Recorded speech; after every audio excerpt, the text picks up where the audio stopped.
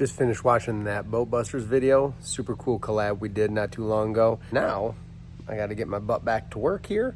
And we're going to remove this motor right here.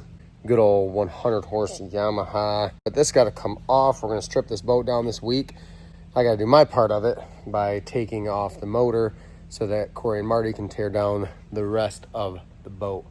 So I've already done a filter, oil, crankcase oil change, lower unit change, but this has got to come off so that we can store it properly for the rest of the winter. It's just going to go on this cart over here until we bring the boat back in.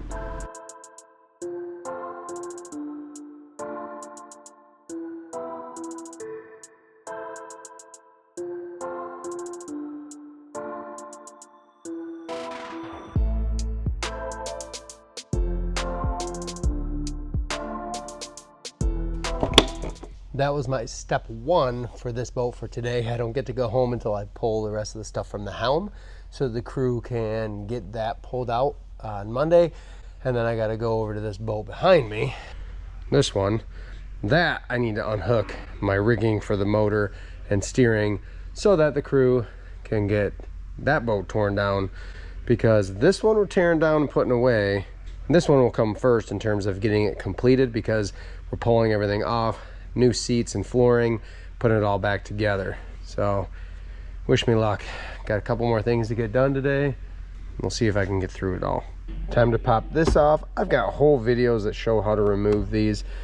Hoping that nothing is too bound up underneath there. If not, I'm going to have to pull part of the console apart to get at it. This whole bottom panel down here actually comes off, but let's hope that there's enough slack that I can just pull this out, get everything off, and move forward.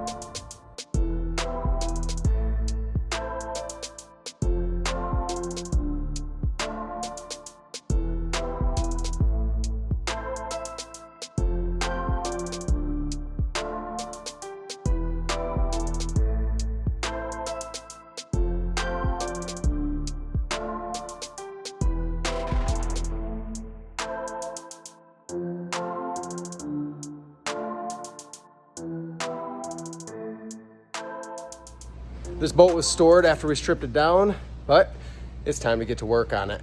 We've got it in the shop, ready to get off the trailer, onto our carts, and get it decked and vinyled. Folks have asked me about these carts before. It's just a Harbor Freight cart with some added 2x4s. You could get some nicer casters. I have another set for heavier boats with casters, but these work just fine for a pole barn or a garage if you got to move your boat around. I do the wide, those are like 4 foot long. That way I can distribute more weight across the bottom of the pontoon and not dent it. But I am going to position always so there's support on the weld seam here and the weld seam for the nose cone. You see this done a lot in the videos on the boats that we work on. And one of the modern things on newer boats is a straight across back deck. And as you can see, this one, the deck would normally come to here, cut in probably close to 24 inches. Well, that's potential floor space and layout space that we're going to lose. We need to push our railings all the way back on this boat to give it a fishing front deck. So that's what we're doing. I'm just going to take these off completely. We're going to unbolt just the cross members, leave the transom intact, and then slide it back. This cross member will catch these holes, and then we'll drill new holes, make sure everything's square, and get it all back together. Gonna run to the metal shop, get one more piece of 2-inch C-channel to go across there, or maybe 2-inch square tube. We'll see what they got in stock. Then we're ready to put the deck on.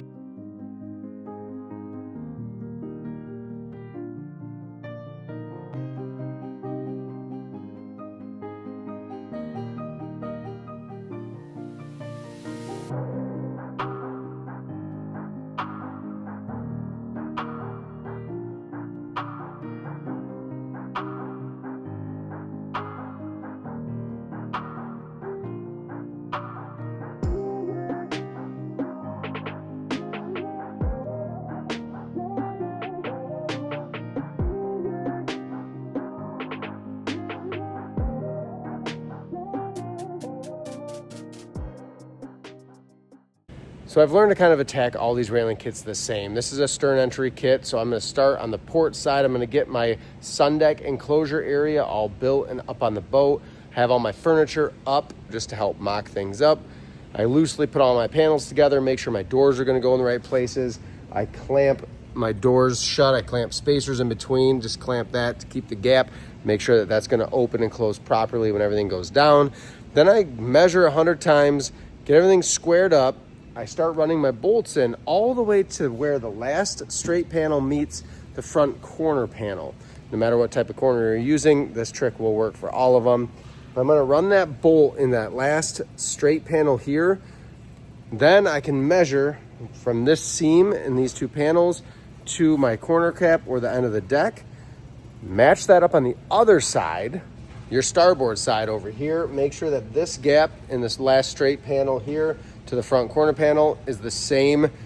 Then I can do my trick where I clamp my board down on the front deck, no matter how big the front deck is. In this case, it's getting fishing seats and a trolling motor, so we left a lot of space. I can clamp that in place that's squared up to the deck trim. That's going to give me the proper front deck space. Then all I need to do is measure side to side and adjust the panels accordingly. And what I get is a really nice squared up front with a door that's going to open and close properly, be nice and square across. Just an alignment trick that's worked well for me, saves me a lot of headache and a lot of time, and gives me a really nice finished front.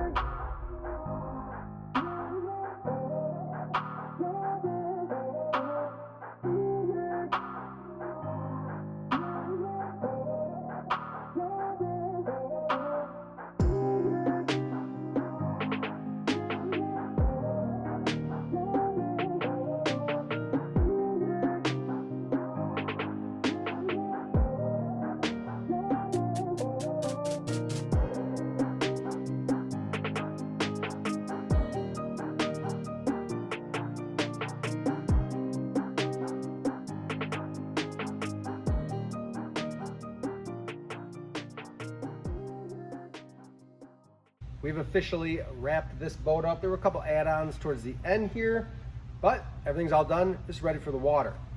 On the front of the boat, this is one of those things where we do this both ways. The last boat we just did, we removed a big front deck space like this to make more seating inside. This is a 24, 25-foot boat. It's big, a lot of room still inside, even with a big 40-inch front deck. And that's what we did. We pushed this, I think it actually ended up 42 inches, just in case you're wondering, for your fishing platform. In order to get swivel seats, these are removable. We have covers for these and all the seats inside.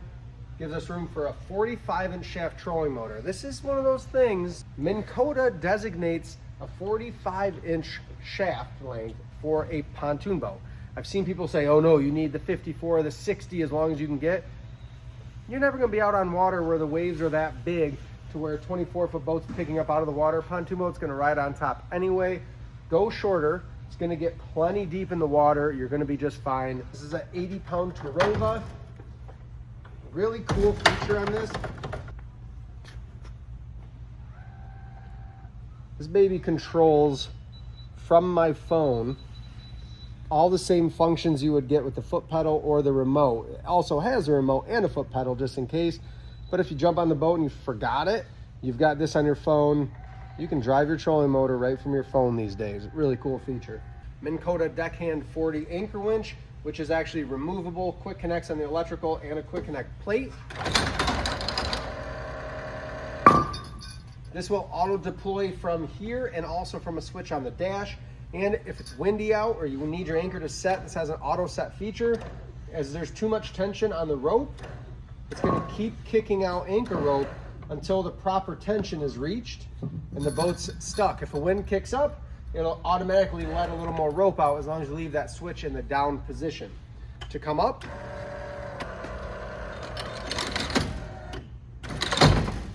auto stows at the top. Really, really cool. There's a safety feature we can clip on to keep that from deploying down. Fits in storage or on the trailer. This is a Humminbird Helix 7. We have one up here. This integrates into the trolling motor for that mega down imaging transducer. Really a pretty darn affordable setup compared to some of the big Altera trolling motors with live scope, but this is still going to give all the fishability that he needs to go chase down some fish.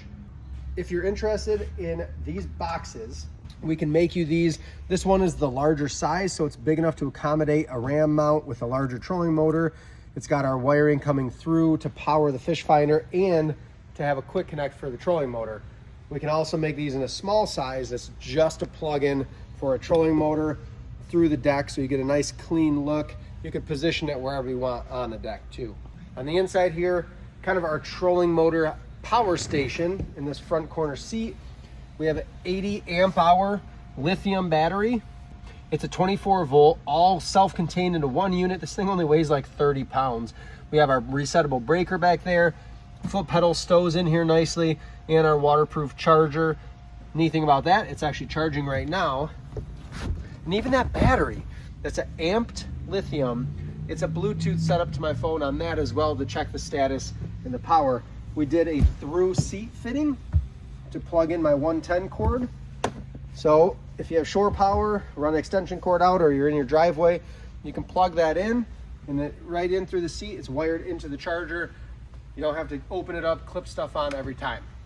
Enough about the fishing stuff. Let's go inside, show you where the party's gonna be, where the cruising's gonna happen. This customer went with the gray luxury with the blue diamond inlay. Got white stitching, it makes the diamond pop. We did 4 speakers inside with a Bluetooth stereo. Big corner seats, 38-inch benches and lean backs. And then coming into the back, just to make as much seating space as possible, armrest. Didn't quite have room to get the layout we wanted to make the front deck big enough to do a lean back here, so we did an armrest. Still get cup holders, still great end cap there. Big 55-inch bench, corner seat with the house battery, starting battery too, and a live well in the 38-inch. And when the customer actually, when he came to check his boat out, he saw his live well, and I mentioned, yeah, it's pretty cool. If you're not storing fish in it, you could throw ice in it and drinks or food. But then look what he added to the front. He said, I've got enough storage. Let's add one that's specifically for ice and drinks, that sort of thing. So we just do a drain, a through hole fitting for the drain, put that in the back so that when the boat's cruising, any water that melts from the ice is just going to flow and drain right out. These lean backs are one of those underrated, tons of storage. That's one of the seat covers that we had custom made here. Huge storage in those. And of course, you got to have the right captain station. Big reclining Helm chair. We kept his destroyer steering wheel, his tilt Helm. We got videos on how to uninstall and reinstall those. Another Helix 7. This one just has the side imaging, so it's going to give him a little less features, but this is going to give him the layout of the land. It's got GPS, waypoints, all of that. Glove box that can house your owner's manuals. It can house your MinnKota trolling motor. Remote. This boat didn't do all the crazy lights, bells and whistles, that sort of thing, but we do have the gauge package from Pontoon stuff. We swapped out the depth finder for a fuel gauge, but we do still have our horn and all of our other accessories. This is that anchor switch.